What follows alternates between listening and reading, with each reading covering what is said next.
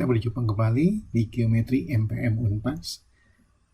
Kali ini di video ke-7 kita akan berdiskusi tentang palang sudut dan pasangan linier.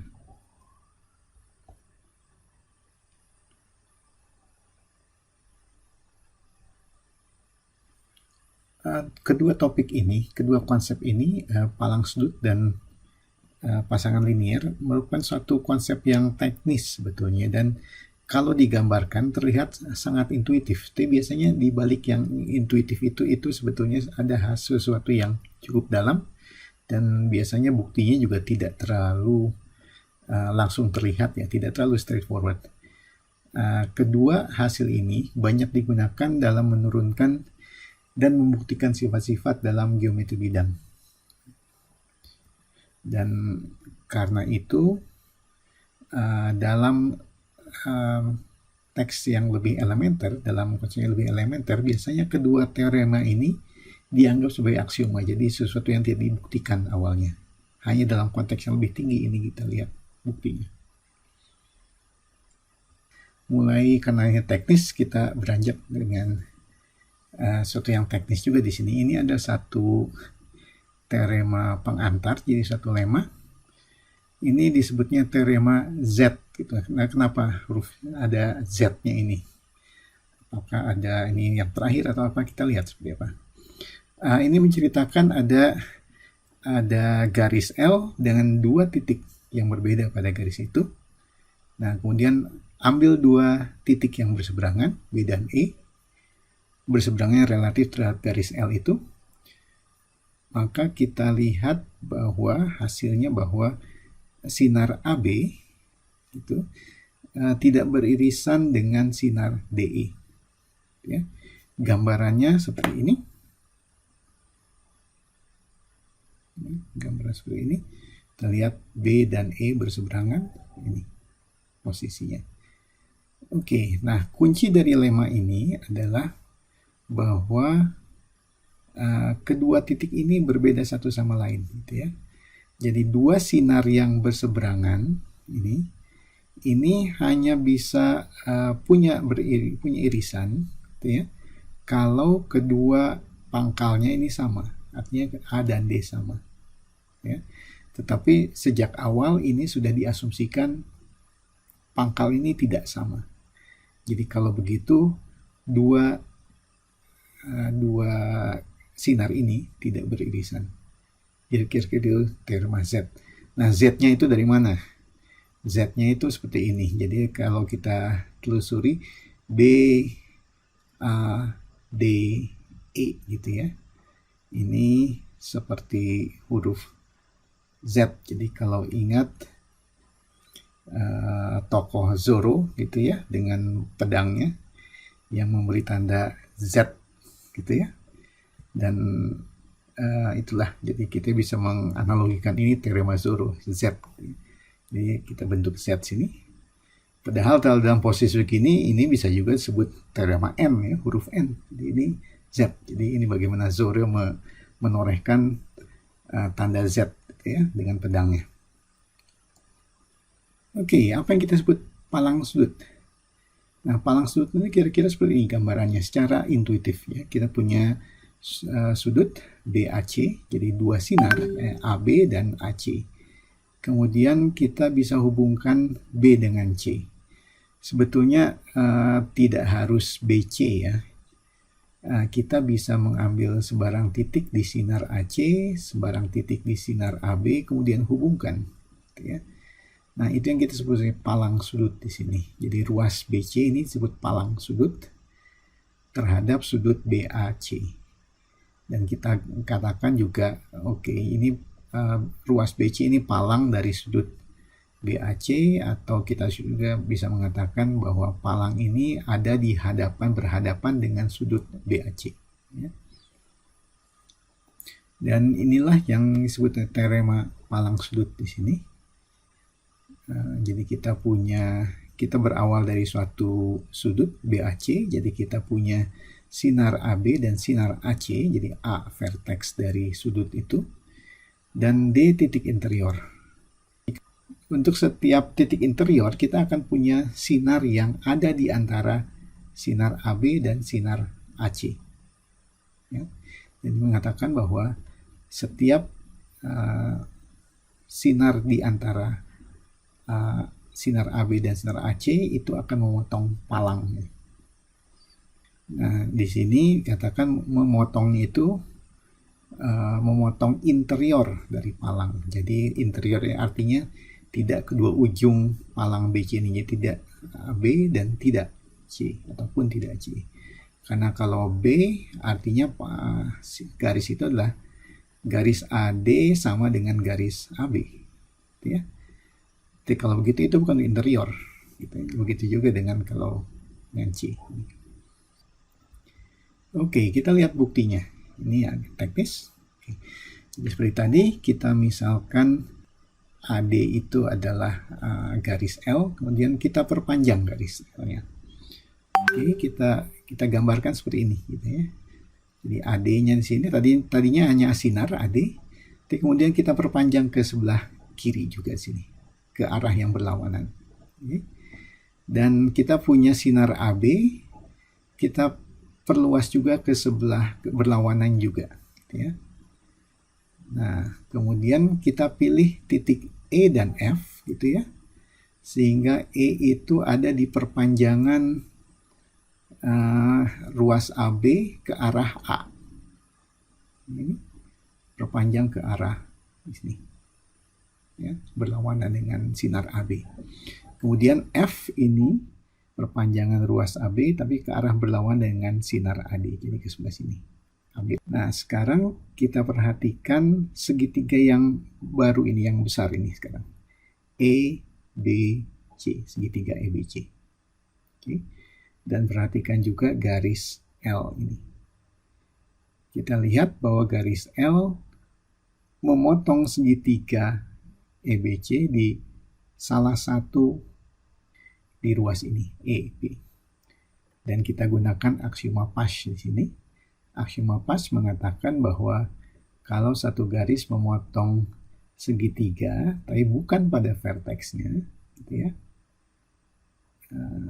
maka ia akan memotong di ruas yang lain, di salah satu dari ruas yang lain, dua ruas yang lain.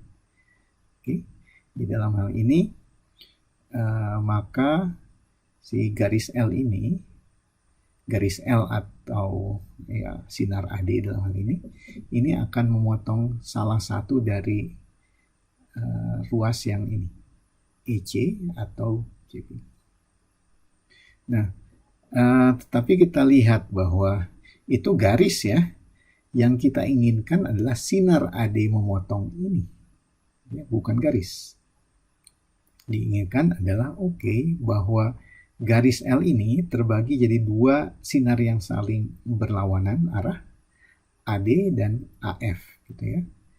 Nah, jadi kita tunjukkan sekarang, yang AF-nya tidak memotong, yang AD-nya yang harus memotong. Oke, jadi ada tiga hal yang harus ditunjukkan.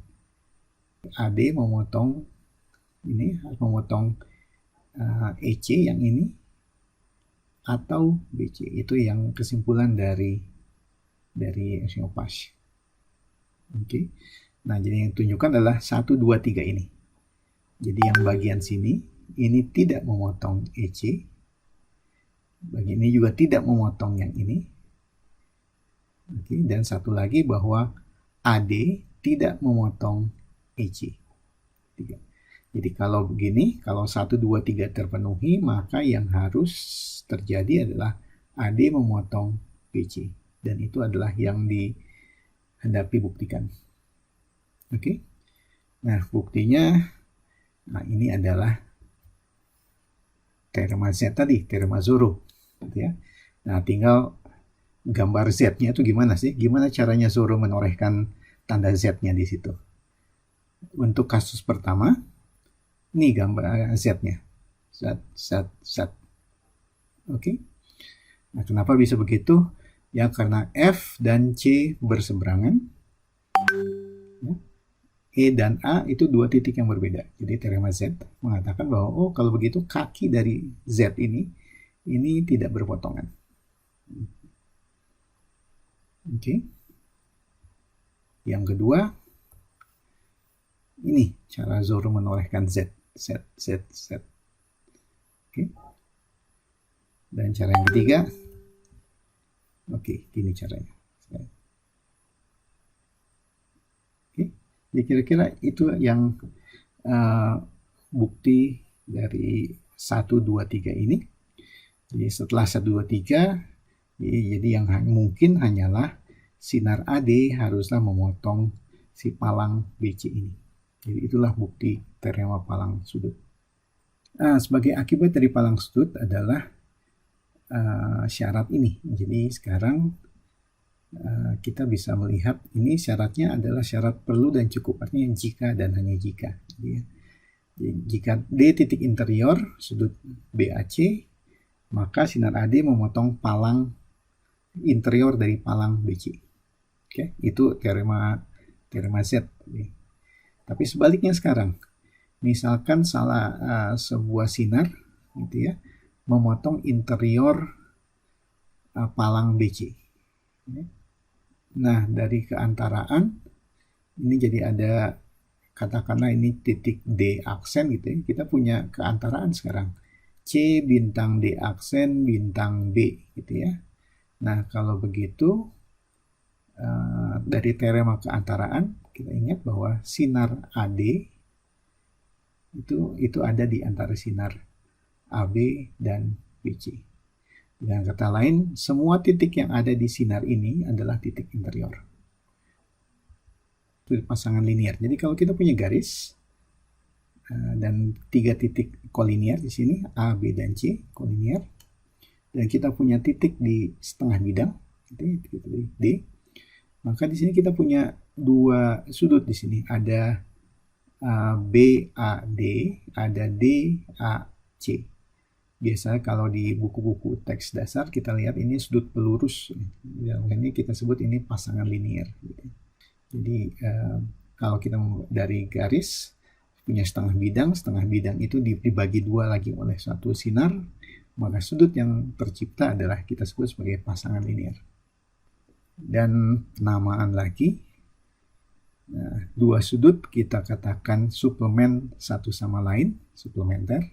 Ya. Kalau jumlah besar sudutnya itu 180. Ingat bahwa 180 ini bukan sudut dari suatu sudut. Bukan besar dari satu sudut. Karena besar sudut kan di antara 0 sampai 180, 0-nya masuk, 180-nya tidak. Oke. Jadi kita menyatakan jumlahnya 180. Nah, maksudnya sekarang apa hubungan antara sudut pasangan linear dengan sudut yang suplementer di sini? Suplementer itu bisa sudut yang terletak berjauhan gitu ya. Asalkan jumlah sudutnya 180 ya dia kita katakan suplementer. Tapi kita lihat di sini kalau pasangan linear ini 2 sudutnya ini berdekatan, harus saling pelurus nih. Ini bisa berjauhan. Oke, karena itu ini dua konsep yang berbeda, walaupun berhubungan di sini. Nah, hubungannya itu dinyatakan dalam teorema pasangan linear ini. Ya, jadi pasangan linear adalah suplementer. Artinya apa? Jadi kita punya sudut yang kalau sudut BAD dan DAC yang pasangan linear sudut pelurus, maka jumlah besar sudutnya adalah 180. Maaf, ini ada salah sedikit di sini, mestinya ada mu-nya di sini. Besarnya sudut, bukan sudutnya. Sudut sendiri kita tidak menjumlahkan. Jadi catatan di sini 2 sudut yang suplementer itu tidak selalu pasangan linear. Nah, Bapak Ibu bisa cari contohnya sini gambarnya. Satu teorema bantu di sini lemma ini mengatakan seperti ini. Oke, jadi kita punya garis dan 3 titik kolinier ABC. Oke. Dan ambil 1 titik D di setengah bidang seperti, jadi ini persis seperti asumsi teorema pasangan linear tadi. Oke, coba perhatikan di sini kita punya dua pasang sudut linear. Jadi ada DAB dan DAC, itu pasangan linear. Pasangan linear kedua adalah ini, DAE, EAC. Di catatan sini. Nah, posisinya seperti ini. Bahwa D ini interior dari DAE. Kesimpulannya adalah E adalah interior dari DAC. Oke, nah kita gunakan ini untuk membuktikan teorema pasangan linear. Jadi sekali lagi, apa yang mau dibuktikan? Oke, kita mau membuktikan bahwa jumlah besarnya sudut itu 180. Jadi sekarang bagaimana kita membuktikan ini 108 sama dengan 180? Kita ingat sifat trikotomi di awal kita katakan trikotomi artinya ada yang lebih kecil, lebih besar, dan sama dengan. Nah, jadi dari 3 opsi itu kita akan membuktikan bahwa yang lebih kecil dari 180 itu salah. Demikian juga yang lebih besar dari 180 juga salah. Nah, kalau kedua itu salah, maka yang benar haruslah yang sama dengan. Kira-kira itu strategi pembuktiannya. Tidak menulisnya berkali-kali supaya tidak terlalu panjang. Besar sudut BAD kita sebut sebagai alfa, dan besar sudut DAC kita sebut sebagai beta.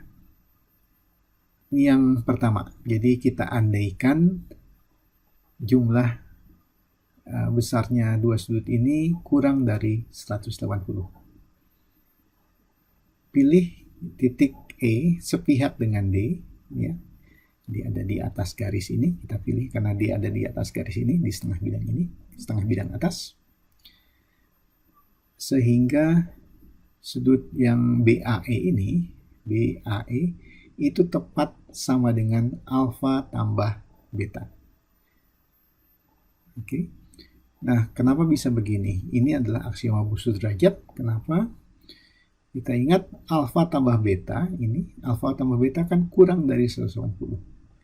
Kalau kurang dari 180, maka kita punya sudut yang besarnya sebesar itu persis. Oke, jadi ada sudut, maka kita punya satu titik, dan kita bisa membuat sudut yang besarnya persis dengan ini, alfa tambah beta. Misalkan di sini. Oke, misalkan ini alfa, ini beta. Gambarannya seperti ini. Kemudian oke, kita perhatikan. Jadi yang kita dapat bahwa D dari lemma yang tadi, D adalah interior dari BAE. Ya. Nah, jadi sebagai interior, jadi sekarang kita punya sifat aditif sudut sekarang.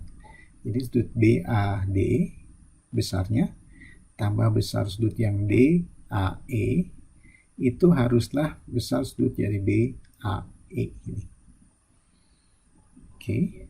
Nah, jadi apa di sini kita dapat BAE ini adalah alfa tambah beta.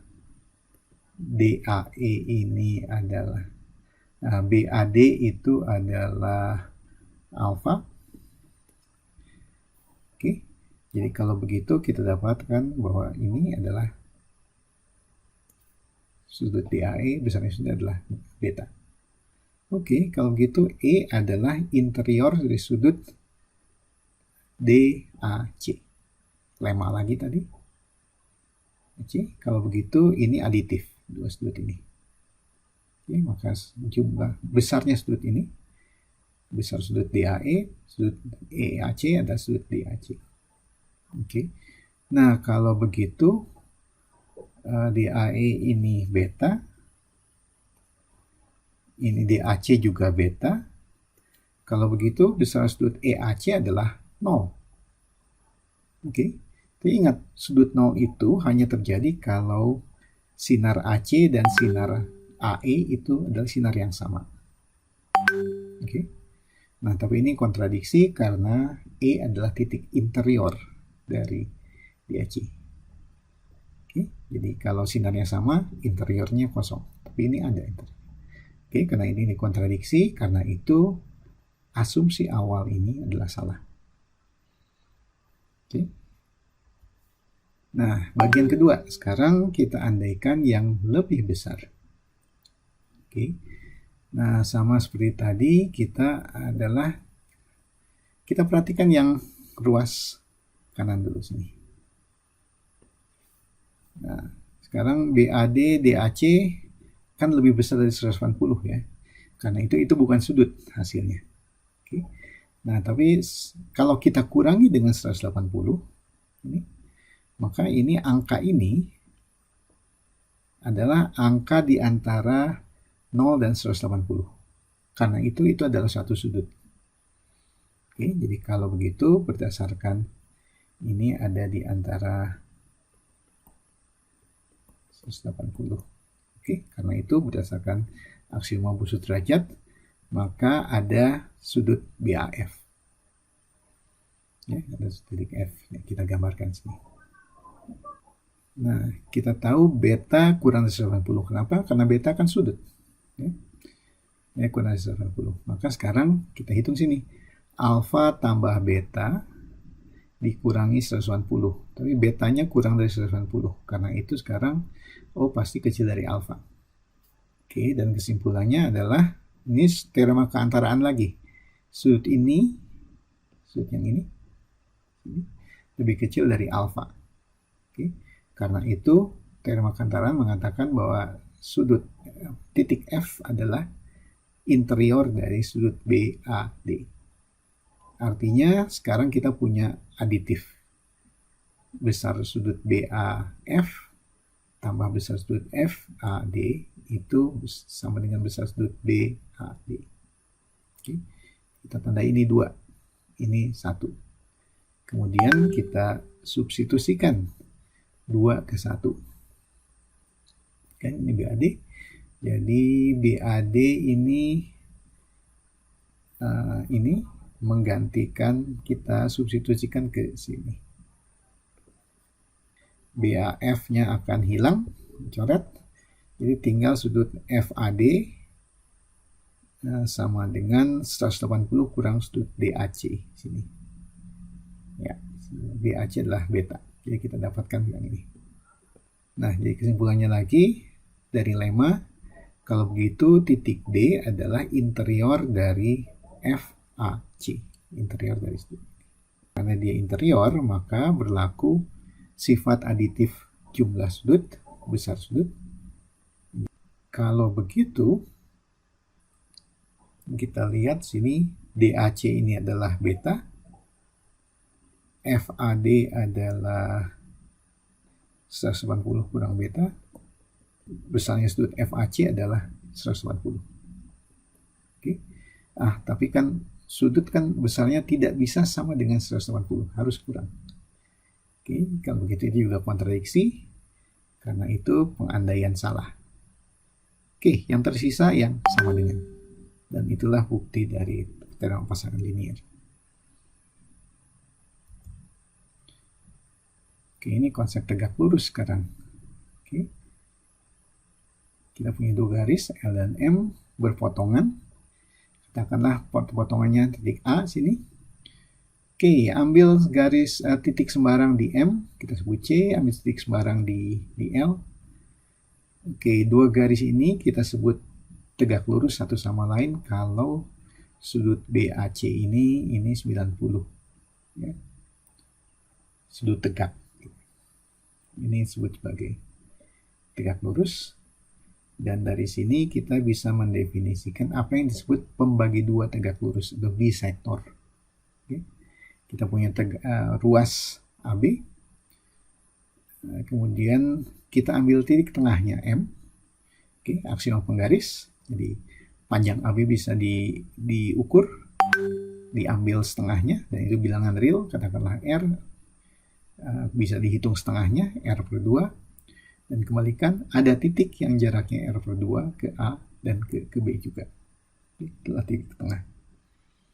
Dan di titik tengah itu kita letakkan garis yang tegak lurus terhadap ruas AB itu. Itulah yang disebut pembagi 2 tegak lurus. Oke, dan ini terakhir untuk latihan beberapa soal. termasuk untuk tadi yang menunjukkan bahwa pembagi dua tegak lurus itu hanya ada satu. Oke, kita sampai sini dulu. Kita lanjutkan lain kali video berikutnya. Terima kasih.